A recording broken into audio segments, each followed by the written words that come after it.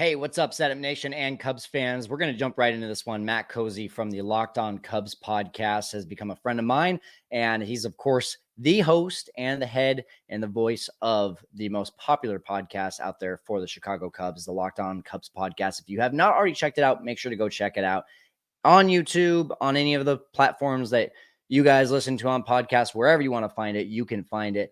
And we're going to get into Matt's story a little bit, but also we're just going to talk Cubs. It's going to be like listening to two guys having a beer, talking Chicago Cubs. And Cubs just lost a game against the Padres to lose the series. They're now 22-16 on the year. Tough 16-game stretch. We're going to talk about that a little bit. Make sure you stay to the end, though, because we play a really fun game where we kind of pretend like we've got the Cubs hats on for the front office. All right, let's get to it right now with Matt Cozzi here on the Setup Man podcast. Matt, I'm excited, man. This is gonna be a fun conversation. Yeah, me too, Kyle. Thanks for having me on. Appreciate our conversation so far off mic, I guess you would say. And now we're pressing record, and it's going to be good to catch up and talk Cubs. Well, we're going to get into all things Cubs here in a second, but I do want people to know, because a lot of times, right, we just log into our favorite podcast, we listen to the people that we care about the opinions from, and we don't really know their story. And it took me having a one-on-one conversation to know a few things about you, but you're a full-time English teacher, which is awesome. My mom was an English teacher for 35 years. Got a lot of respect for you for that. You're a former coach as of this year. You're a baseball coach. I was also a baseball coach. We've got some parallels there, which is really cool. But you started this podcast as a different podcast and then found your way into the Locked On. Can you just really briefly kind of give people that story and what happened after you guys took over and how it took off? Yeah, so I was a reporter before I was an educator, and I was a radio and media nut growing up, and definitely in college. Well, I had a few internships. One of them was at 670 The Score after my junior year. Nice. One was with the Cedar Rapids Colonels after my senior year, the Twins affiliate. So I got a variety of experiences, and I was just had a true, genuine passion for the industry for a long time. And so after I transitioned to education, I realized, hey, I'd like to still dip my toe into something because I really am passionate about it. I'd like to be involved, even if a small group listens or watches whatever we put out. And so I launched my own show in the spring of 2020. And then a few months later, Sam and I launched our own show called Anything Goes. And we were up to 90 plus shows by the time the summer of 2022 rolled around. Okay. And we noticed that the Locked On Cubs feed was never getting updated. The previous host left in April of 22. And so I told Sam, I'm like, maybe we should reach out to Locked On. And sure enough, one day after summer school, I roll into my local Subway there in the northwest suburbs, and there's a dude with a Locked On podcast hat. No way. This is right around the same time I'm trying to get in touch with them. I go, how do you know Locked On? He goes, oh, my name is Jack Bushman. I'm the host of Locked On Blackhawks. Gosh, give me a break. Are you serious? So I don't believe in coincidence, Kyle. No. It was crazy. And I was like, well, do you know if the Cubs show is still open? And do you have emails of like real breathing humans that we can reach out to? Yeah. He's like, yes, it's still open. Here's emails. Literally, I'm eating my chicken bacon ranch and I'm firing off emails. And eventually it snowballed and we took over the show in July of 22. Wow. Yeah. And I think you told me right around that time they had like 500 downloads. Now you guys are getting upwards of 10,000 downloads a day. Yeah, that's true. Yeah. Especially in season. Yeah. That's something to hang your hat on. And now I just want to talk Cubs, man. Let's do it. Good conversation. You're the point guard. You're the point guard today. I'm the shooting guard. Come on. All right. So, as we're recording, this is Wednesday. The Cubs just literally for the first time in the StatCast era just had a game where they didn't have a single hard hit. 16 games in 16 days, right? You can just tell this team was tired. I think I speak for the team and for probably both of us watching that game against Dylan Cease. This team needed a day off, but still 9-7 in 16 games. They're 22-16 as we're recording this. I mean, I don't know about you. I feel like this is a best case scenario for where this team could be at right now, given all of the trials and tribulation they've gone through. What's been your evaluation so far? Yeah, I would agree with that. I think just given the absences, it's one thing if you have poor performance, which they've had, especially out of the bullpen. Sure. But they've also had key players who just haven't been there. And now as we're recording, they're returning. Steele It's returned exciting. Monday. Bellinger returned Tuesday. Seiya's returning Friday. Hendricks probably returning next week. So Wick's probably not too far behind that. Smiley not too far behind that. So I think the main storyline was survival, treading water, things Yep. like that. And I would say they've done more. They've done more than that. 100%. 6 games over 500 is nothing to sneeze at given the situation. Again, both absences and poor performance. But to be going into their game Friday night against the Pirates in the spot that they're in, I am encouraged by that, because signs of great teams are that not only do you survive, but then you're able to rattle off some victories in big spots. And they have done that. And in some of their worst moments, the day after people get injured, the day after they blow a game, the day after they lose a softball score game, they win. That's a sign of what could be a great team. You get nervous about a possibly great season being interrupted by injury, but wow, these dudes have come back, I think, even quicker than we thought. It seems like they did it appropriately and patiently. And I think there is a lot of signs that this truly is the favorite in the NL Central. And dare I say, maybe even a little more.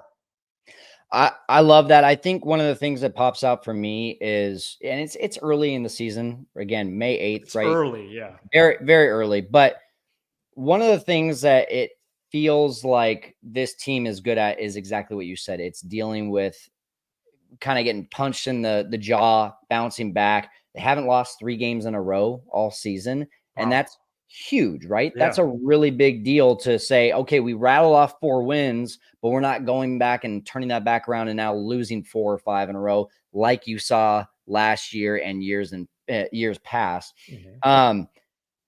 I'm just blown away that despite all the issues, this team is still getting into the win column as often as they have. You look at the bullpen, it's been atrocious, right? Really, the bullpen issues have been walks.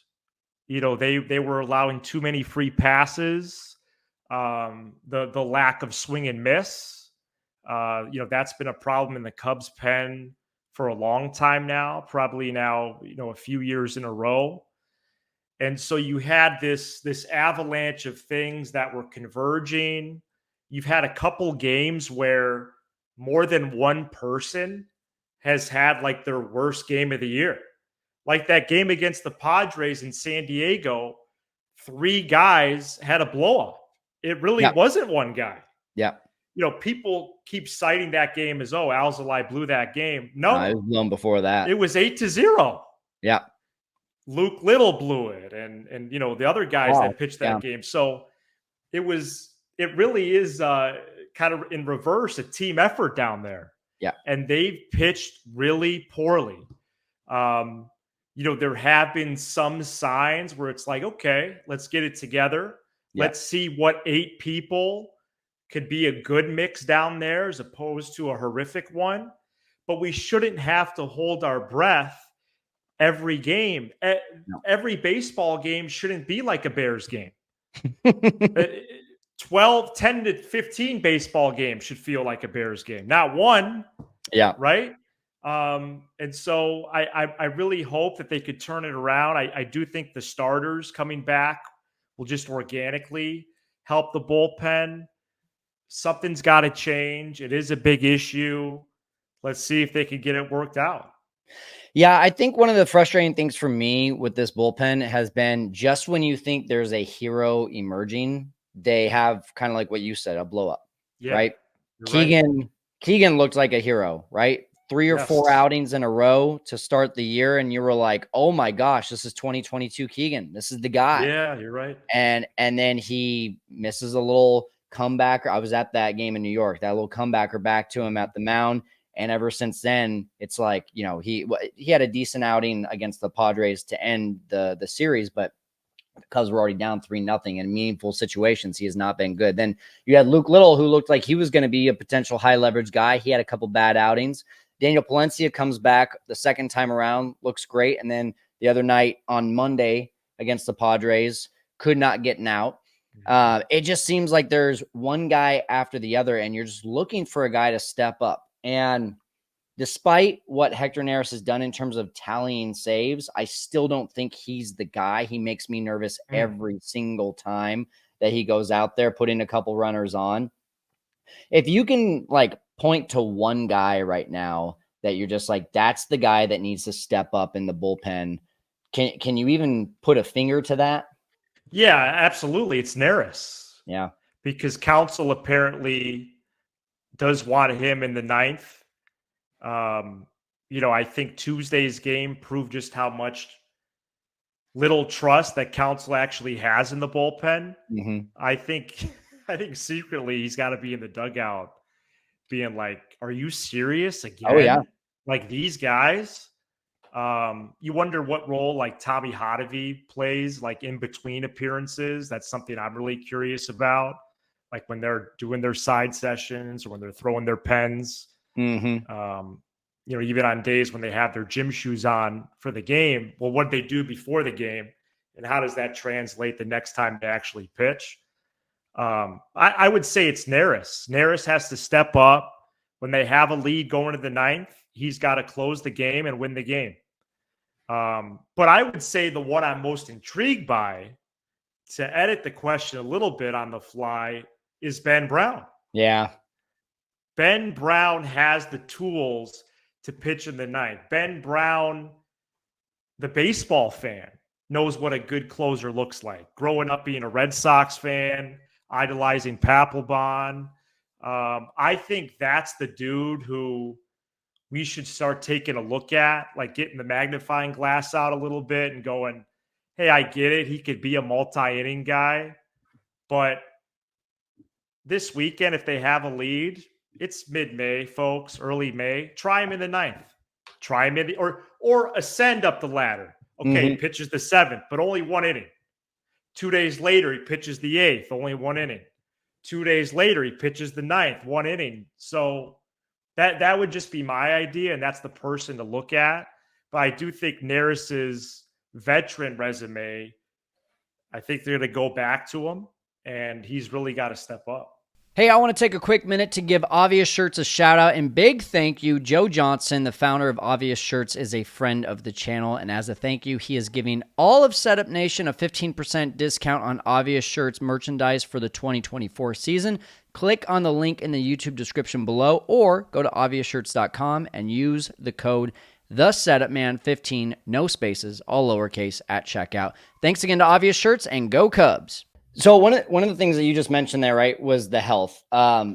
This team is getting healthy, and that's very exciting. But one of the things that, aside from the positives of this, right, if you're getting Bellinger back, Suzuki back, you're getting Steele back, who, by the way, looked great the other night. I was at that game. That was part of the reason why I stayed in Chicago was because Steele was pitching. Wicks comes back. That starts to fix a lot of problems. My worry here, Matt, I love Kyle Hendricks. Think he should get the proper opportunity to fix this. He has so much history, but at what point do you say, hey, listen, Kyle, it's great even that you've been able to figure it out to get to 5 innings and 2 earned runs or 3 earned runs, but we have 5 guys with sub-2 ERAs in this starting rotation already.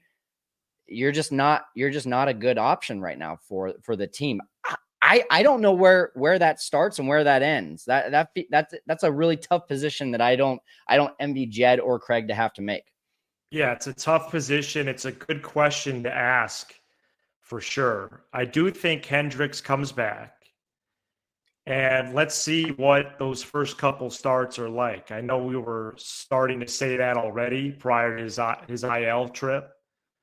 But I do think he's going to get at least 2 or 3 more starts.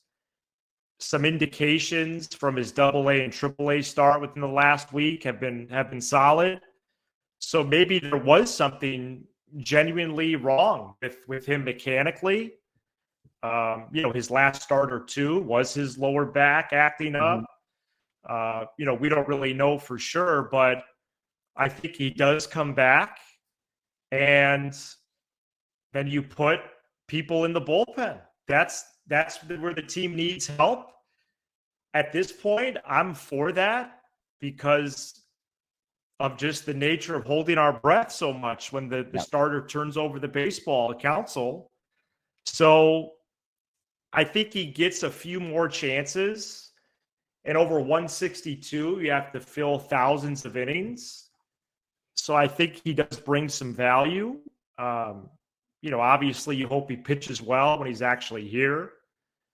But I do think he returns soon, would be my guess, unless they really squeeze out like the 30 days. You could be on a rehab assignment. Yeah. But I do think he comes back after that if he's healthy. And then people start sliding down the ladder. Because Wisniewski would help in the bullpen. What would be pretty wild is if Jordan Wicks went down there.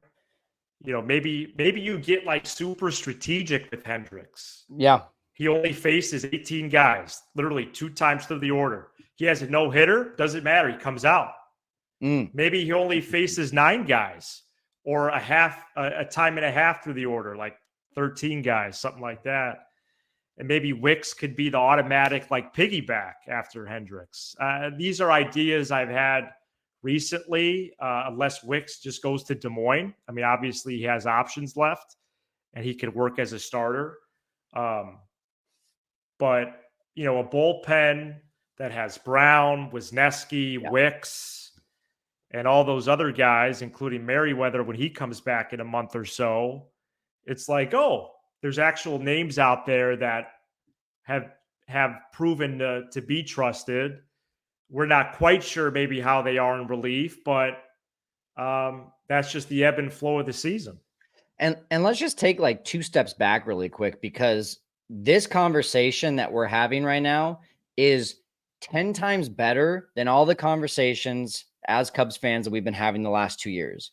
Typically, we would be saying we need Kyle Hendricks to figure it out so he can be Kyle Hendricks because that's what's missing from this team. But right now, it's not, right? This team is gelling, especially in the starting rotation, without a good Kyle Hendricks. And now your problem is, why are we giving him another shot? Which is a great position to be in. And I love that. I like the idea of the limiting, no matter how he's doing, whether it's a no-hitter or if he's given up 3 runs in 4 innings, limiting it to 18 batters. I wonder as well, just because of all the talk before the beginning of the season, Shota maybe needing that extra off day every once in a while. Maybe this is the perfect time as well to just say, let's go with a 6-man rotation. That'd be cool. Yeah. I'd be okay with it. I'd be okay with it. You mentioned Craig Counsell. What have you thought of him so far? Both, let's take it from 2 angles. Number one, as a manager of people, he talks about that a lot, right? Like just managing people. As a fan from the outside, how have you seen him just from managing the team, not the in-game moves, just the people? I would say based on how the players have responded in interview opportunities about that very thing, I would say he's doing well. It's hard to evaluate that from this side of the glass. Yeah. Because they just like pan over to him in the dugout. We're not going to find any evidence there. But I know Justin Steele said on his new show, he had some great quotes about Counsell. Nico Horner and Ian Happ, when they're on 670 The Score, have spoke highly of him. Other opportunities here and there with the beat reporters, we're hearing some good things. And I would say that dates back really to March in spring training. In Mesa, we were hearing stuff like that too, and it stayed consistent.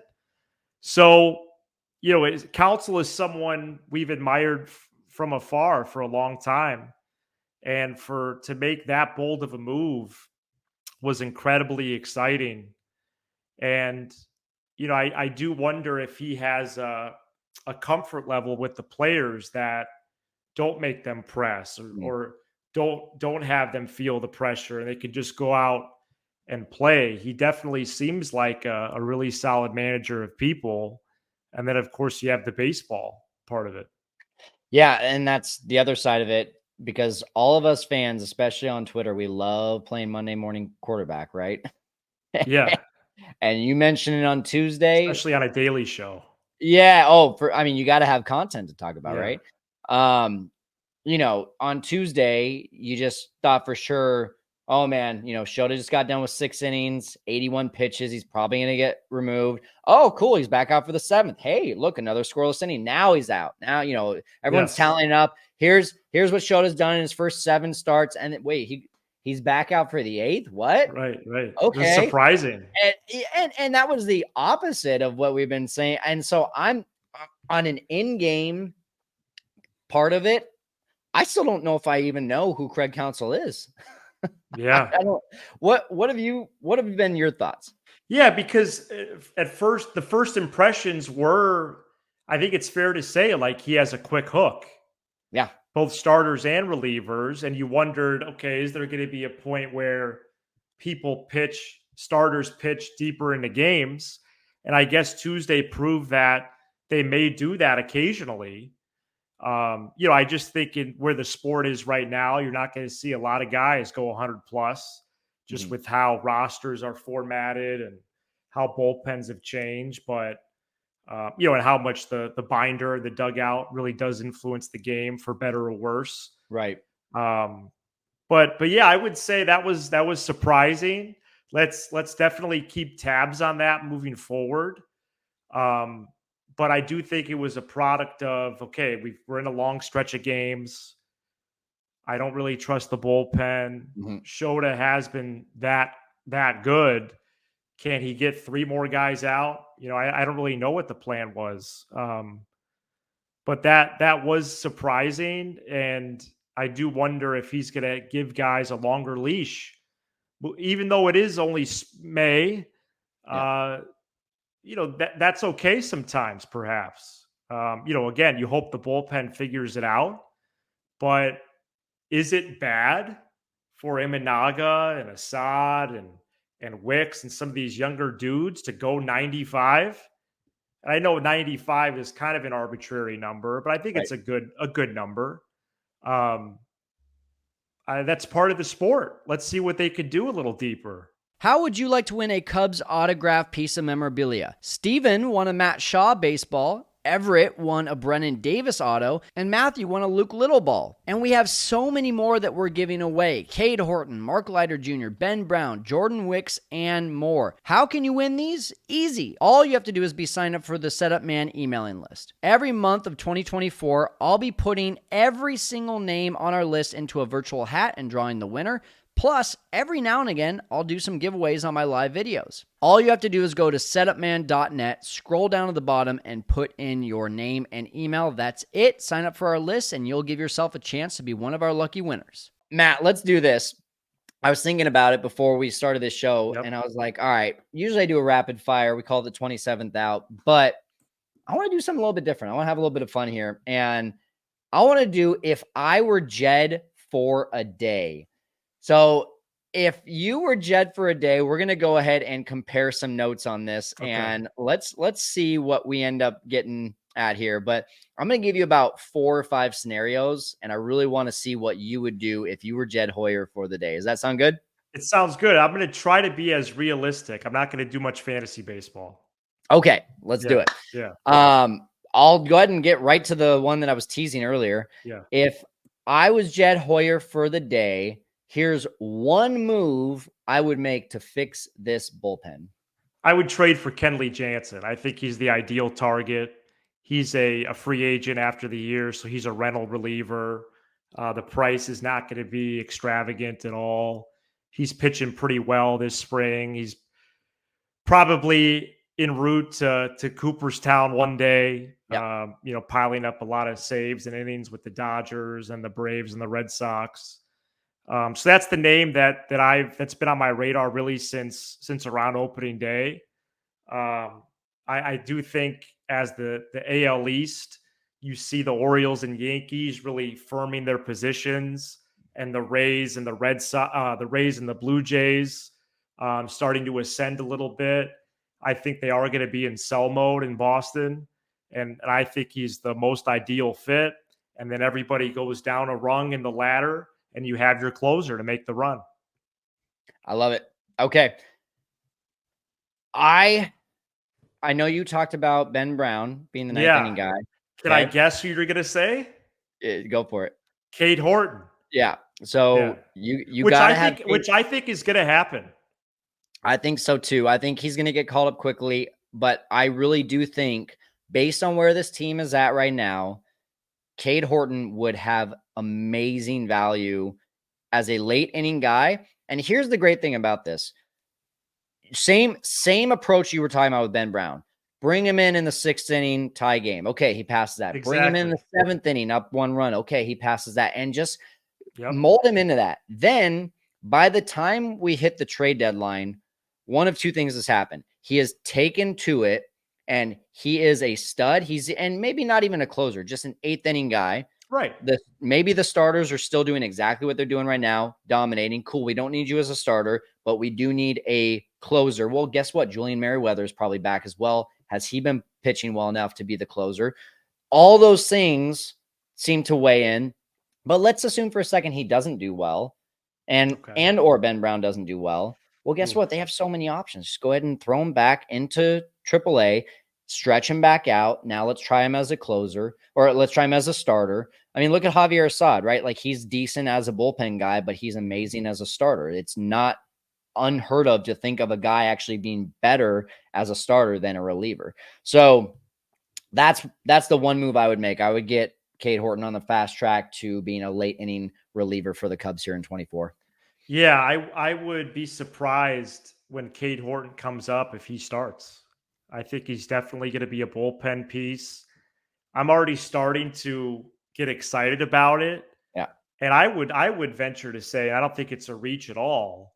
If they keep winning, the chances of him being promoted actually increase. And it's like it's a good problem to have. You add a good player to what's the good things that are happening. So Sam first brought this up on the show last week, and we need to do more on it.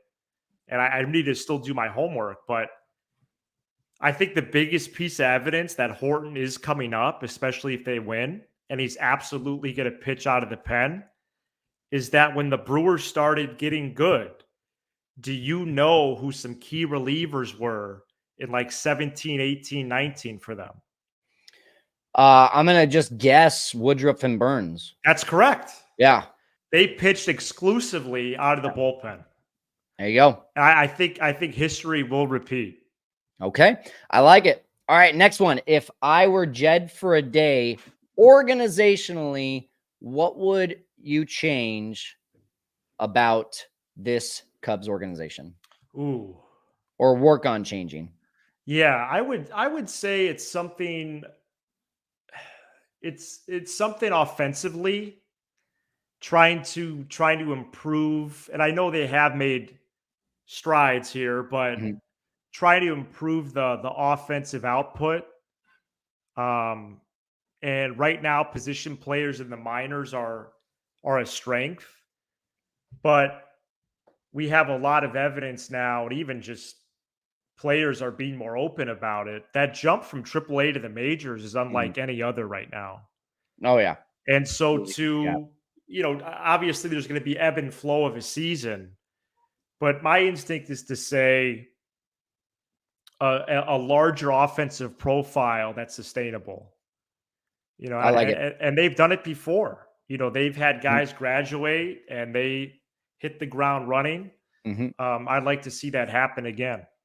Cool. I like it. We already talked about mine, kind of. I just want more transparency. I think more back to the Theo days, right? When the Theo days happened, it was, hey, we're coming in, we're revamping this team, get ready to win in like 4 to 5 years. Now today, you just never really know what's going on. We saw Craig Counsell get hired on day one of free agency, and then the rest of the offseason until right at the end there, we were just like, I don't know. Does Jed think this is the year? Right. And then, you also see during this season, Alexander Canario gets optioned back to AAA on his birthday, you're just like, oh my gosh, did the guy know? Like, can we throw a little bit of like some heart into this as well? Like, there's just, to me, there's a lack of transparency to the fans that has made a lot of the fans wonder, well, what are we doing? Are we going all in? Are we just quote unquote making smart business decisions? And if so, what does that mean for success? And I think Theo was very good at communicating that, and Jed seems like he's just still trying to figure out how to be able to effectively communicate that while also run the team. Mm-hmm. But that's my thought. All right. One player I would give up just about anything at the trade deadline for if I was Jed for that day.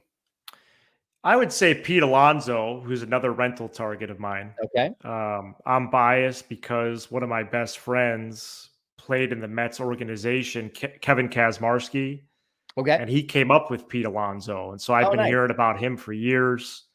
I know inside the room and just personality wise, just from Kevin, that he is someone that meshes well easily with others. Nice. And I think his bat at Wrigley would be insane. Let's see what happens with Michael Busch. Mm-hmm. But Morel, if Morel could stay at third, then you get to imagine the possibilities at DH. And if Busch or someone else slides over to DH, Alonso could play first. So, could you imagine they make 2 trades in late July for Kenley Jansen and Pete Alonso? That would be wild. I mean, that would be incredible. And they have the capital to do it if they want. That's the thing. They do. So yeah. I'm going to come from a different place on this because I do think there are potential guys coming up that could fill those roles. And if I'm going to give away the farm, if I'm going to give away just about anything, I want control. I want longer term. Right. So for that reason, I like Tarek Skubal a ton. Okay, that's good. The lefty from Detroit, 99, sometimes hitting triple digits from the left side as a starter. And then if he's not available because Detroit is not in sell mode, right. I bet you the A's are in sell mode, and I love Mason Miller. I love Mason Miller. I think there's a lot of opportunity for him to start eventually, but at least now he's a legitimate closer at the major league level. So there you go. All right. One player that you would send packing today if you were Jed for the day. I actually think this is a fairly easy one. At first, when I saw the question, I was like, shoot, who's that going to be? But I think with the emergence of Matt Shaw, hopefully this summer, I think it's an easy choice. Nick Madrigal. I thought you were going to say that. Yeah. Morel solidifies third. Shaw keeps raking. Where's Madrigal play? Nowhere. Yep. So I think that's an easy one for me. I don't disagree with that at all. I still see a little bit of value from him right now as I mean, Christopher Morel hasn't made an error in a long time and has less errors than Nico Horner and Dansby Swanson, which is just wild to think about. But your last episode, you said Morel's last error was what, game 5? It was game 5. Yeah, that's which is crazy, right? Because we still hold our breath, but he's been doing well. He's been locking it down. I think Matt Mervis has to go for Matt Mervis's purpose. I think he has like a reset. He's got a lot of potential. I just don't think it's with this team. As soon as Michael Busch was signed, I was like, that's basically the same player over there. And I was really shocked when they pulled him up to then DFA Garrett Cooper. I was shocked at that move. Very shocked. But Matt Mervis, good dude, comes from a good family. Got to meet his dad over at the Mets game. I feel like Matt Mervis right now is his own worst enemy, and he just needs a reset, and he needs an opportunity to go find his way somewhere else. And I wouldn't be mad if he came up 2 years later and is hitting 40 bombs, because I don't think that's going to happen with the Cubs. I just don't. Yeah, that's a good one. Yeah. All right, and last question here. If you were Jed for the day, who would be your top priority to extend on that day? Yeah, maybe get creative with it like the Brewers and Orioles have, and maybe do like a Cade Horton extension. Oh, I like that. Yeah, someone we haven't even seen. Yeah, just like with Corbin Carroll and the Diamondbacks. Yeah, and Yeah, Churio with the Brewers. yeah, I like it. I think the Orioles did it with one guy. So yeah, I'd say Cade Okay, Horton. I like it. Mine was way less out of the box. It's Justin Steele, but Oh I yeah. I love that idea for sure, especially with where pitchers are at today. If we can get Cade or someone like him at a discount, Right. knowing that you might not get an entire season of him 1 year. I think didn't Cade already have Tommy John or some sort of surgery Yeah, in college, already? I believe. Yeah. So I mean, yeah, I like that a lot. Matt, this has been a lot of fun, man. We got to do it again. Appreciate you jumping on and just talking some Cubs baseball, man. And this has been a blast. Yeah, thanks for having me on, Kyle. Appreciate it. Thanks again to Matt Cozzi for jumping on the Setup Man podcast. If you guys are loving the content, make sure to drop a comment, make sure to like this, and make sure that you go check out the Locked On Cubs podcast as well. If you haven't already, what are you waiting for? That's one of the best ones out there. Thanks for joining us here on the Setup Man podcast. I'm going to go put my arm on ice. We'll talk to you later, Setup Nation.